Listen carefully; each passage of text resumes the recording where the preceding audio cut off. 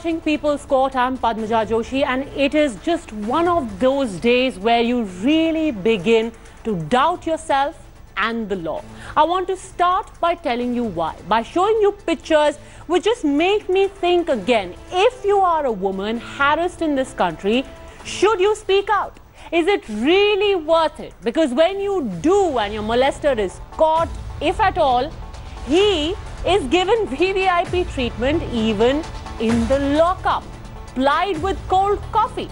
That's right. That's what happened in this case. In Chandigarh, inside a thana, the beverages, they were flowing for Vikas Barala, better known as a stalker and a molester.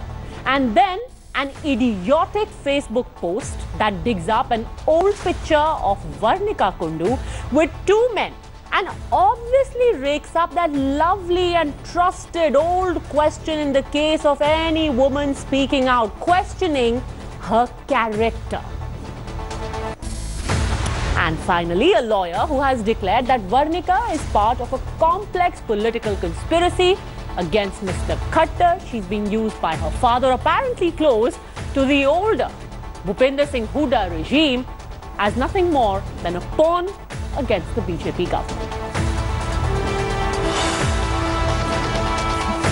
So justice seems like a really vague concept when we cannot even begin by treating a woman who speaks of harassment with decency. In the People's Court tonight are all of these people, this ecosystem which first begins by victim shaming and then even addresses the question of why a man was allowed to behave in such a reprehensible fashion. It's been 48 hours, just 48 hours since Varnika Kundu was stalked and almost abducted by the son of Haryana's BJP chief, Subhash Barala. And now there are huge, glaring loopholes that have emerged in the police probe. Remember, Varnika initially had actually congratulated the police for its alacrity in responding to her emergency call. But since then, they have done, it seems, everything possible to ensure that the probe is sabotaged and Vikas Barala walks away a free bird.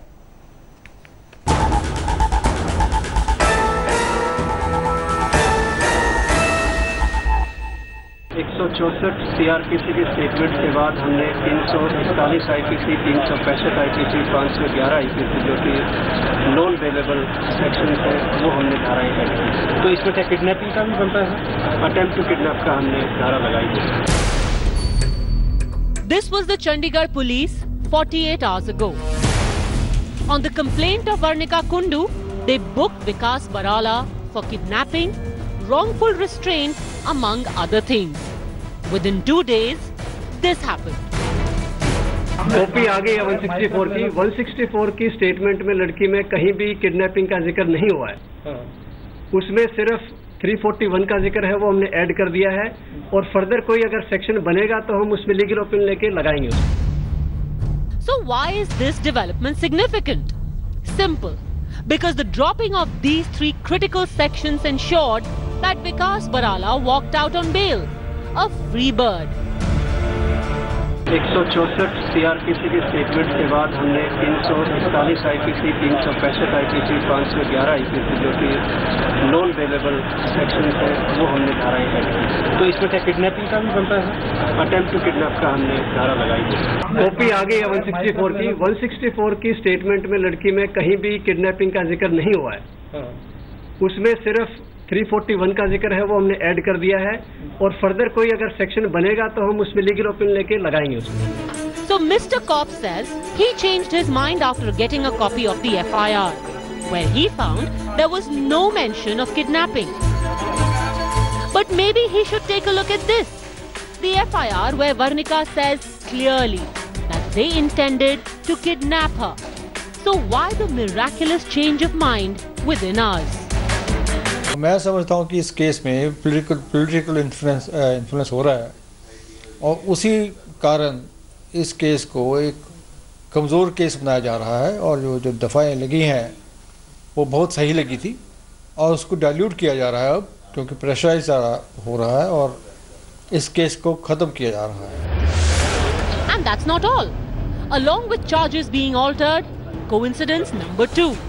The entire stretch that Varnika drove through while she was stopped, right from Sector 9, where Vikas and his friend bought alcohol, up to the point where the police finally came to her rescue. 9 CCTV cameras all stopped working on the same day at the same time. There were 9 CCTV cameras which were installed on the road, which was used by the accused and his friend to stalk the victim. And now, the Chandigarh police, questioned for letting a stalker walk free, is trying to paint itself as the victim. जो मैं देख रहा हूँ इस case को एक media trial ना बनाए। देखिए हम एक बड़ी प्रोफेशनल इन्वेस्टिगेटिंग एजेंसी है जो चंडीगढ़ पुलिस है। हमारे पे हम बिल्कुल फेयर काम कर रहे हैं, हमारे पे किसी तरह का कोई प्रेशर नहीं है। So how did a city with CCTV cameras at every signal conveniently not capture this VVIP brat? While survivor Varnika is questioned left, right and centre, where is Vikas Barala? Who allowed him to go underground? Bureau Report, India Today.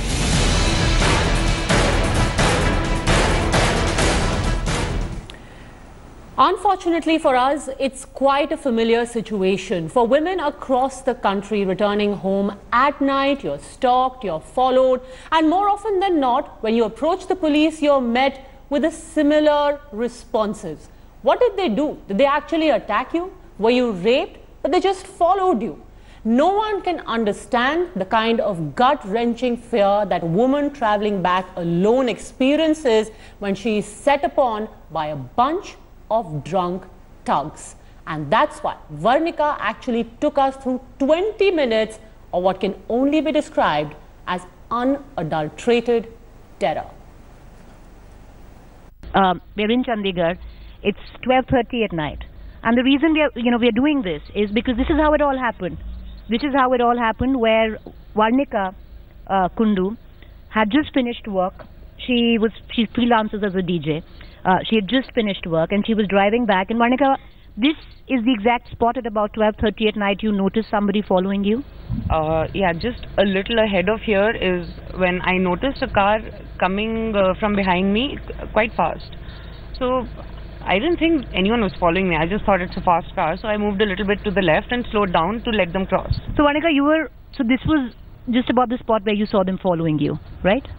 Yeah, I mean, right about here, I saw lights in my rear view mirror, saw a car coming really fast. In the rear view mirror, that's where you saw the lights. Saw a car coming fast, so I just moved to the side to, let them cross. Right. Except, right when I reached the lights, this red light. Yeah, right. They pulled up next to me. So here they pulled up right next to you? Yeah. I assumed they would cross, but instead they pulled up next to me. And then I turned right, and their car turned right with me. Right on the right hand yeah. side. Right. And right here is where they first swerved into my car and either trying to hit it or probably scare me or intimidate me into stopping. Okay. So they came really close to your car here? Yeah, like inches maybe.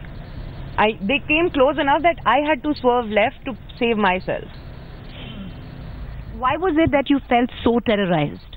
Because, even if they had just driven up next to my car normally and asked me to stop, I might even have opened my window a little bit to give them the chance to say maybe something's wrong with my car or whatever. I might have given them a chance, but their first action, like 3 seconds after I saw them, their first action was to swerve into my car. Right. And that was the first time that, my heart actually skipped a beat, because I was like, why is this happening? What's happening? But even then I was like, maybe it was a mistake. I kept going. These lights that we just crossed, I thought I would turn right, move to a more crowded road, but they didn't let me. Their car was always to my right. Oh, so they didn't let you make that turn? No, their car was always to my right, just a little bit ahead.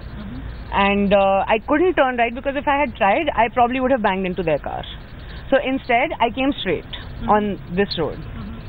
So you went on, Varnika, from here on, and they kept tailing you. What was going through your mind? They kept not tailing you. Yeah, they were exactly like this car is right now. Like exactly like that car. You know, No, a little yeah. further ahead, so I can't get ahead of them. And here, there's a turn right here. Right. I tried to turn right here again, so I could move to a different road.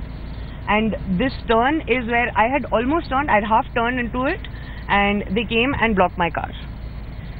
They blocked the road. I couldn't go ahead because it's 1 o'clock at night right now, and at that time it must be 12:30. So it was like this. It was as desolate as desolate as this. Road was, yeah. Right. There was nobody here, and this is where they blocked me. So they blocked you here. Oh Lord, that is a little scary. Yeah, Yes. I tried to turn here, and this is where they stopped the car. I tried to turn right here, Okay. and they just parked in front of me and blocked the road. Okay. And that is when the guy in the passenger seat got out and started almost sauntering towards my car. And you reversed then. And that is when I reversed and went straight. And that was when... Because there's not because yeah, it's 1 a.m. at night right now, but say 2 days ago it must be say 12:30. That's what it was, and it was because this is scary. It is scary. What do you do? Yeah, so that was, when I reversed and got sped away from here, my first instinct was that I need to call the cops, because earlier when the first time they blocked me, I'd already decided that I need to, before anything else, note down the car's number. Right. Because even if they do something or they try to do something and they get away, I need to be able to tell the cops who it, what car it was. So I noted down the number, and here I reversed and I sped away, and I knew that the guy was out of the car. It would take them a while to... take them a while to come back, and that was my opportunity. That was when I called the cops. And you are in no two minds when you say that this was an attempt to abduct? I don't think so. I don't think... I mean, it's clear. It's not like they wanted to have a conversation. So you're clear that either they wanted to take you in their car or they wanted to come into yours? Definitely. So this was an attempt to kidnap, and you told that to the cops? Yeah, I mean, my statement said that to me it is extremely clear that this was an attempt to abduct me. So the Haryana Chief Minister Varnika has said that this is an individual case, and it needs to be dealt as an individual and not somebody who's the son of somebody so politically influential, right? Is there anything that you'd want to say to him? I think I've said pretty much everything that needed to be said, and if after all of that, if I still need to say more for action to be taken, then what's the point? I think right where we're standing is where they parked their car diagonally in front of mine to block me in. And this time the guy got out, the guy in the passenger seat got out and quite aggressively came towards my car. Then again I reversed and went towards the right, and the light was red, and there were at least 5 or 6 cars parked here waiting for it to turn green. There were, two-wheelers.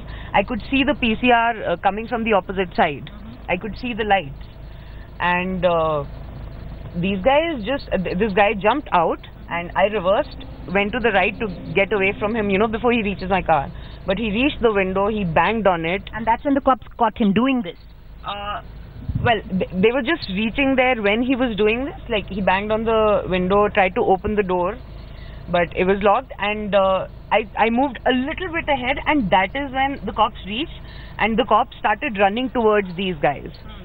So, right before I left, I was looking to see if the cops have, because honestly, my only concern was to get to a safe place. Right. So I saw the cops, and you left. I saw that these guys were sort of blocked in with all the traffic that wasn't moving, and the cops were going towards them. So I knew that the cops had them. That was when I left. And they called you later to come and lodge a complaint, and you went with your father to the police station? No, I mean, I left from here. My house about 5 minutes away. So the moment I reached my house, the cops called me back, and they were like, we're standing right here with these guys, come back and lodge a complaint. So that is when my dad came with me, and then we were like, we need to go to the police station, and that was when we went. आपको जब आप police station पहुंचे अपने father के साथ, आपको थोड़ा भी आइडिया था कि ये कौन है? बिल्कुल भी नहीं, क्योंकि ये लड़के तो मेरे से माफी मांग रहे थे.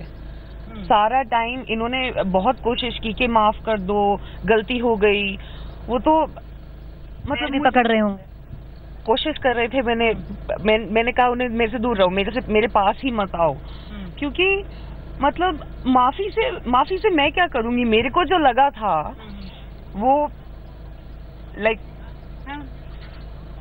यू नो, उस माफी का मैं क्या करूंगी? आप रोइए मत, आपको पता है कि पूरा आपने खुद बोला ना कि सब आपके साथ। Sorry, I haven't had time to process it also. I understand. Don't try, Varnika. You know, I'm not crying out of fear or weakness. I just want everyone to know that. No, okay, fine. There's something, okay, yes. I'm gonna say that. So you're not crying out of fear and weakness. No, it's just shock. It's just you know, because I'm so overwhelmed because of the last 2 days. It's just that I don't want them to think for even a second that they could scare me. Because that is the whole point of this, that they need to know that they can't just scare women into submission.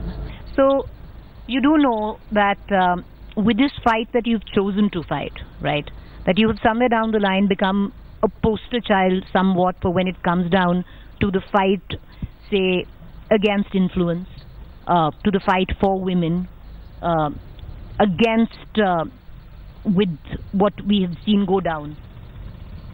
You understand that? It's really ironic that you need influence to sort of fight influence, because yeah, it's very possible that if I hadn't been an IS officer's daughter, things might have gone differently. But I am. Now I have the resources, and now I have, I think, the power of the people behind me, because I have never in my life felt, you know, support like this. Right. So now, of course, I mean, the only thing to do from here is to see this through. Nobody could have put it better than Varnika. Had it been anyone other than someone whose father, whose parents, whose family wields a considerable influence, maybe things would have turned out differently. Varnika's father is an IS officer, a powerful figure, so she has the backup to stand up, speak out and take on these men whose fathers are politicians. And even then, even in her case, now there's an entire ecosystem which is now in action, and what they're actively trying to do is to shame her and ultimately silence her. इस घटना से सुहास बराला जी का कोई लेना देना नहीं है। Individual एक घटना है, जिस किसी की घटना होगी उसके खिलाफ कार्रवाई होगी। Sure, Vikas Barala is in this on his own. With the CM himself giving blanket immunity to the Barala clan, this was bound to happen. The stalker molester's cousin, Kuldeep Barala, got into action with the most trusted weapon in the arsenal of any sexual attacker's team: victim shaming, sharing a completely unrelated photo of Varnika at a party with two men, implying that she is a habitual drinker herself. Instead of ensuring justice to the victim, to the survivor, the entire a group of social media quote-unquote activists, they are now indulging in denying injustice, delaying injustice, and they are helping the culprit to come out of any punishment or anything. You see, this happens unfortunately in almost all cases where women are attacked. Their character, their habits come into question. In this, it's even worse. Vikas Barala is just an Aam Aadmi, which is why when he was brought to the police station, cold coffee was dutifully brought for him by the Chandigarh police to help cushion the inconvenience of his brief lock-up stay. Anger has swelled against the kid gloves treatment given to this VVIP brat. But the BJP remains insistent on shielding his dad, who remains the party's Haryana chief. Thankfully though, there are a few dissenting voices. उनको नैतिकता के आधार पर विपक्ष को मुंह खोलने से पहले ही करारा जवाब दे देना चाहिए। कानून जो कार्रवाई करेगा वो उसे मंजूर होनी चाहिए। If you are not registering an FIR under these offences which are non-bailable, under pressure of Union BJP government, then it's clearly that there was a conspiracy being hatched to hush up the matter. This somersault that the Chandigarh police has done and the wrong reading of the CRPC makes it unequipped for a variety of reasons to conduct this case. Mr. Khattar and company would like us to believe that Vikas's VVIP background is unrelated to his crime. But would anyone else have charges against him watered down? Have CCTV evidence disappear? Or for that matter, even have the gall to commit such a crime, smug in the belief that they can get away with it unscathed? With Anando Banerjee and Himanshu Mishra in Delhi and Manjeet Sehgal and Preeti Chaudhary in Chandigarh, Bureau Report, India Today. First Vikas Barala's cousin, then some other random trolls on Facebook and on other mediums of social media, and then a BJP leader tweets pictures of her at a party and question whether she is a so-called victim. Apparently, the leader says her account was hacked. We leave this in your court.